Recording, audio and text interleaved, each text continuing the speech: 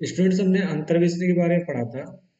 अंतर्वेशन के हमने कई सूत्र पढ़े थे, जैसे न्यूटन ग्रेगरी का, लैग्रेंज का, न्यूटन का डिवाइडेड डिफरेंस। ये जो अंतर्वेशन है, इसके बाद हम जो है प्रतिलोम अंतर्वेशन पढ़ेंगे। प्रतिलोम अंतर्वेशन क्या है वो जान लेते हैं।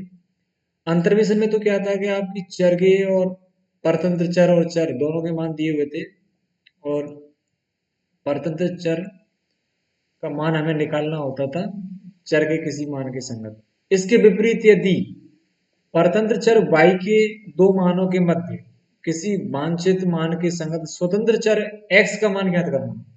भाई, परतंत्र चर जो था y, उसका मान अगर ज्ञात करते तो वो तो अंतर्वेशन था। लेकिन अगर हम स्वतंत्र चर का मान निकालते हैं किसी परतंत्र चर के संगत, इसे जो प्रतिलोम अंतर्वेशन कहते हैं। अब प्रतिलोम अंतर्वेशन के लिए जो है वो लैग्रेंज का ही फॉर्मूला है, सेम लैग्रेंज के फॉर्मूला जैसा ही, जैसा आपने अंतर्वेशन के लिए पढ़ा है वैसा ही प्रतिलोम अंतर्वेशन के लिए है।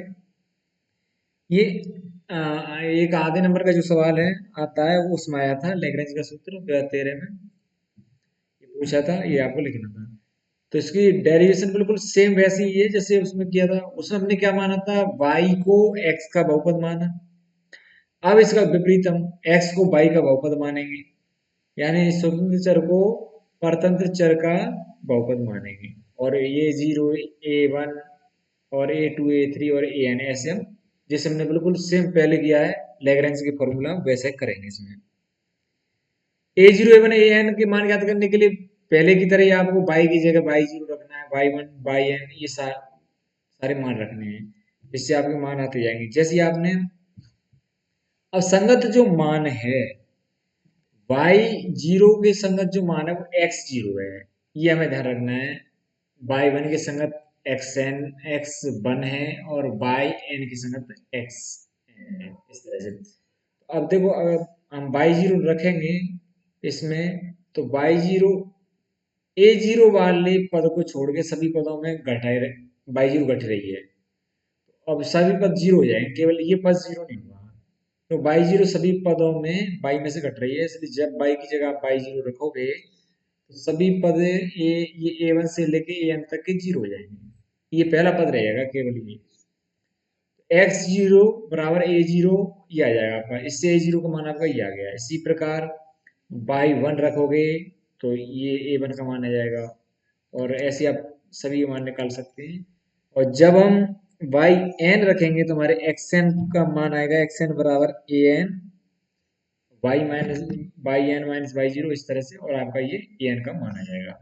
a0, a1, a2 और ऐसे ही an तक के मानों को आप समीकरण एक में रखोगे, जहां हमने माना इसको यहाँ इसमें रखोगे, तो आपका लैग्रेंज का प्रतिलोम अंतर्वेशन का फॉर्मूला प्राप्त हो जाएगा। ये वाला, ये सेम बिल्कुल पहले की तरह ही है, जहां आपके एक्स होते थे वहां यहाँ वाई है, बस कुछ नहीं है। और ये क्यों हुआ, क्योंकि आपने पहले तो मैं एक्स का वाई को एक्स का बहुपद मानते थे, यानी फलन को।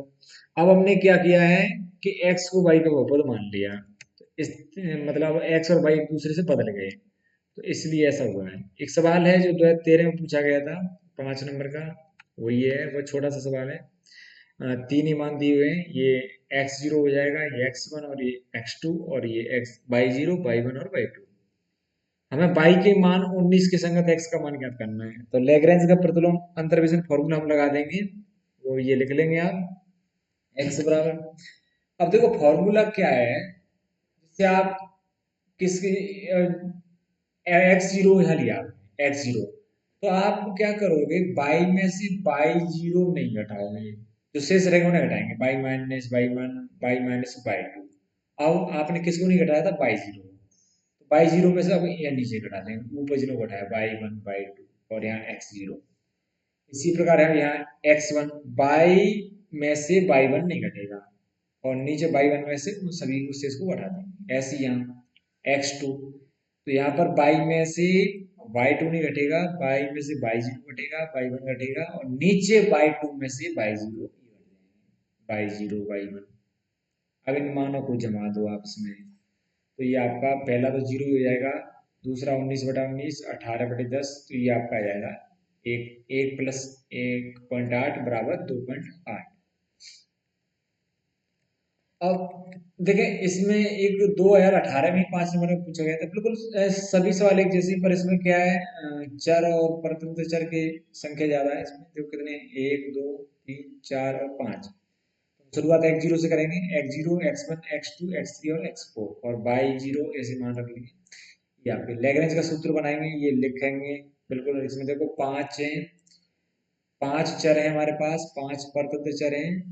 तो जब आप स्टेप रखेंगे तो 5 ही स्टेप आएंगे आपके, क्योंकि x0 x1 x2 x3 x4, और इनके गुणा में जो आएंगे वो 4 4 पद आएंगे। ये क्योंकि वो स्वयं नहीं घटता। जैसे x0 वाला यहाँ है तो y0 इसमें नहीं घटेगा।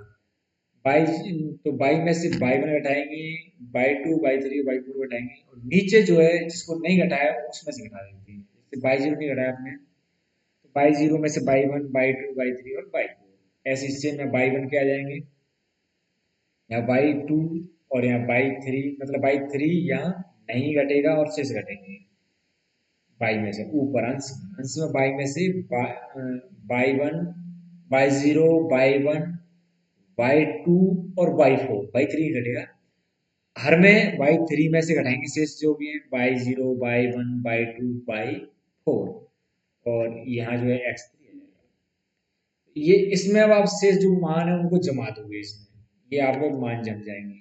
अब ये साइंटिफिक कैलकुलेटर से आप इसकी कैलकुलेशन करोगे तो आप ये जो है 43.1 ये आ जाएगा आपका।